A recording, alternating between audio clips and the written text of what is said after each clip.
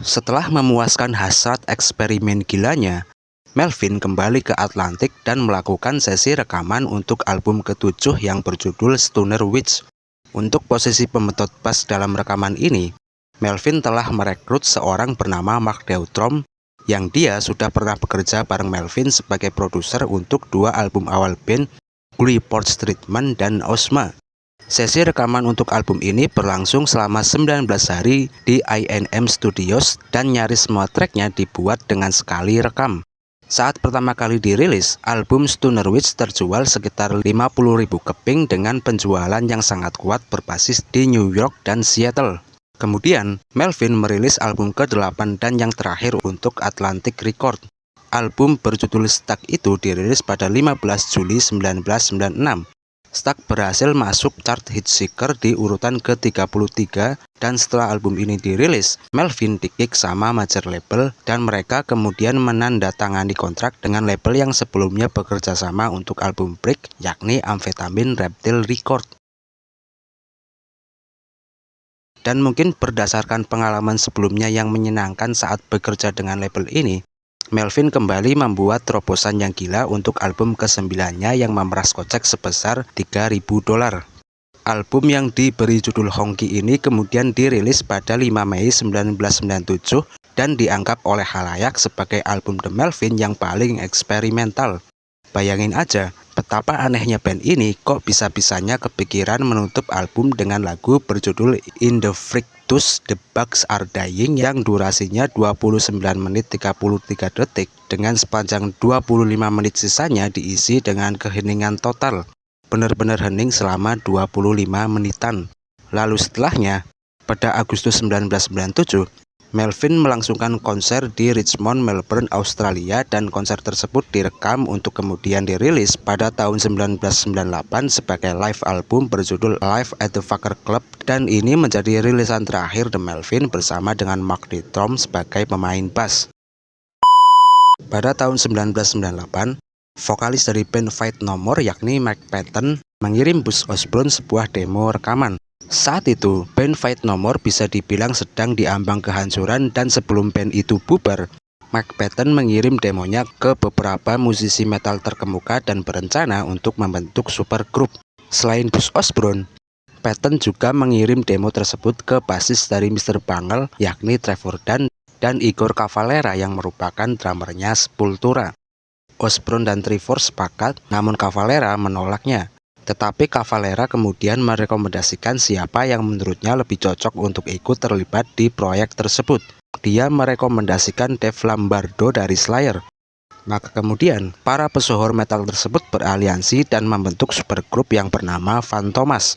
Fantomas yang menjadi nama band diambil dari karakter fiktif penjahat super yang kerap kali muncul dalam novel kriminal berbahasa Prancis di era sebelum Perang Dunia Pertama. Supergroup ini sebetulnya merupakan proyek yang sangat menjanjikan karena dihuni oleh line up yang gak kaleng-kaleng.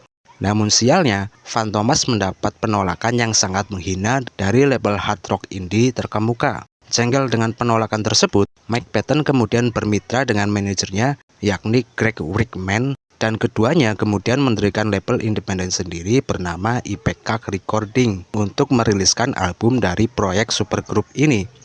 IPK Recording yang semulanya direncanakan cuma untuk merilis albumnya Fantomas, mereka malah berlanjut menjadi label rekaman beneran setelah sepakat untuk berjabat tangan dengan The Melvin.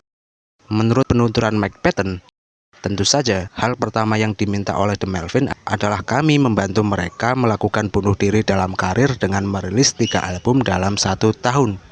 Dan jelas, kami dengan senang hati menyetujuinya.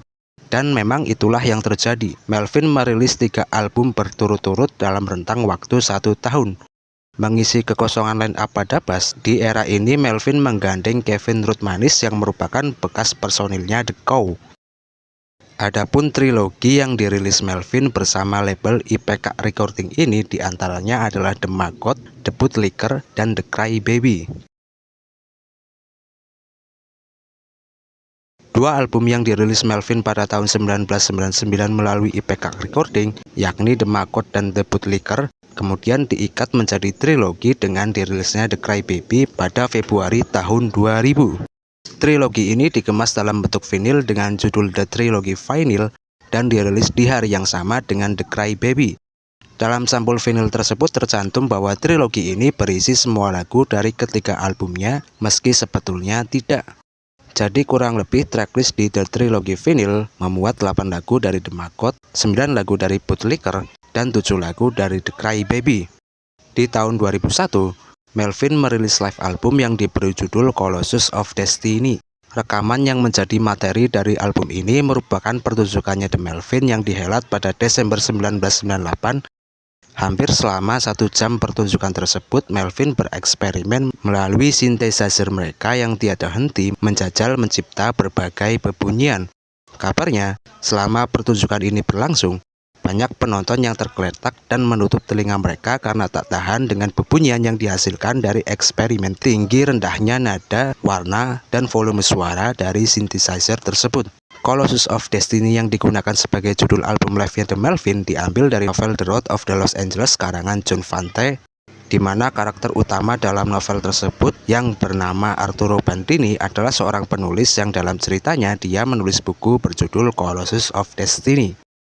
Dan setelahnya, masih ada banyak lagi album demi album yang dirilis oleh The Melvin yang bisa kamu lihat sendiri daftar diskografinya di Wikipedia. Kabar termutakhir dari The Melvin, band yang kini telah berusia 41 tahun ini merilis album studio ke-27 mereka pada 19 April 2024 melalui Ipecac Recording. Album terbarunya berjudul Tarantula Heart yang menurut Bruce Osborne dianggap berbeda dari album Melvin lainnya karena terdapat 2 drum yang dimainkan di lagu-lagunya.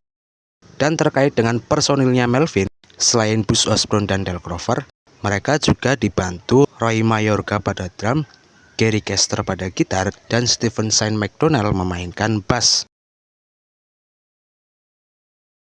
Tidak dapat dipungkiri, Melvin adalah satu dari sedikit band dari sisa-sisa kejayaan grunge yang masih eksis sampai hari ini.